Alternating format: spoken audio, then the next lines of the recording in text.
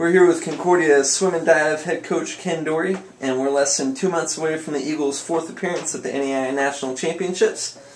Ken, starting just its 4th season in existence, what do you see as the overall identity of Concordia swim and dive?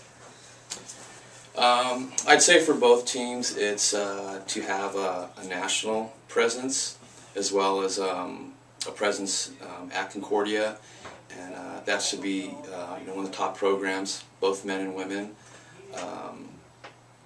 and that means placing well at nationals. It means swimming fast, competing well against other NAIA schools, NC2A schools, 1, 2, and 3, doing well in the classroom, being mature, good citizens with good character. All recruits, and including returning athletes, we discuss regularly about just the fact that swimming will never be the #1 priority while they're here at Concordia. And that's, I make that clear to them before they come here, so they don't think we're just a club team or a swim team that's attached to a university. So we want to be well-rounded. We want to represent Concordia University well, locally and then at the national level as well. What's the overall vision of Concordia swim and dive? I tell our athletes that I want to run the top program in the country, and maybe not necessarily the fastest program, but obviously that is one of the goals. It's not the #1 goal, but it is competing, acting, training as a team, always being a team in and out of season, and we want to be one of the programs the university is most proud of. We want to be one of the universities and programs that the NAIA is proud of. With the men's and women's teams finishing 4th at the NAIA meet last year, how will the athletes on this year's team respond to being left out of the top 5 preseason poll in NAIA? Well, at the first team meeting we had, we discussed, obviously way before rankings ever came out, we talked about how we were going to handle rankings when they did come out, and I made it clear to them that rankings would not be discussed, period, ever.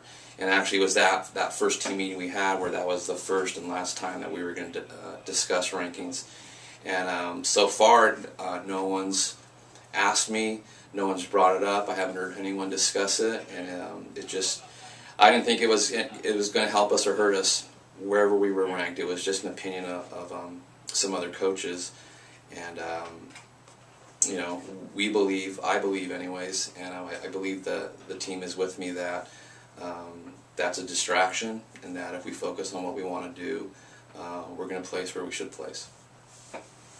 Moving on to the women's team, what are the expectations for this year?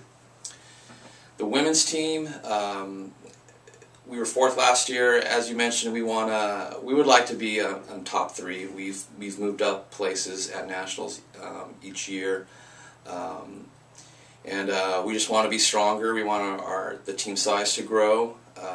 There's many more women's teams out there to compete with for athletes, so we just want to continue to grow. We had a diver for the first time last year, and she won a national championship in both boards. Allie Berrien won the 100 breaststroke, so we had our first national champion in an individual swimming event. So it's just to continue to get better, to get stronger, to be a bigger presence, and just be one of the top programs. With the women's team also just moving as you said up from 6th in 2009 to 4th in 2010. Is that becoming the overall makeup and identity of this team as a team that's on the rise?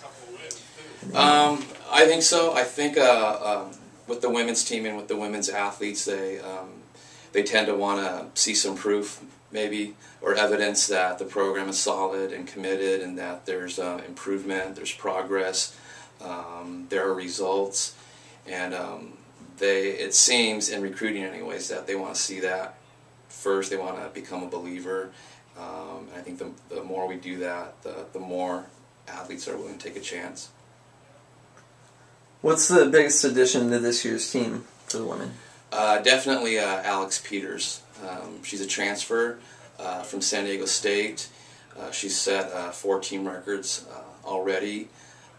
She's going to be ranked first nationally in a couple events, and she's training. We're training her to win some national titles. So she's had an immediate impact and has clearly shown to be a national contender. What's the biggest returning group for the women? I would say just the fact that we have much more experience on the team. We've traditionally recruited a lot of transfers, and we've got more freshmen now that are going through, and I think the women's team just in general just has more experience at Concordia as a team, and I think that's making them stronger. It's making them closer, and we're training better because of it, and we're competing better because of it. So just the experience with each other on the team. They're a smaller team, so that makes a big difference. What's the biggest loss from last year, and how will this team compensate the women? Off the top of my head, Katie Moore was a big loss. She trained very hard. Liked to swim the longer events. She's very competitive, real positive. Tuesday Schellinger, another freestyler that really helped us out a lot. We're a little bit shallow in the freestyle events, and so that's been tough to compensate for, but what we're finding is that a lot of our other stroke swimmers are able to swim fast in freestyle, and mostly for the relays is where we need them most. But you know, other girls are stepping up and you know, showing leadership too.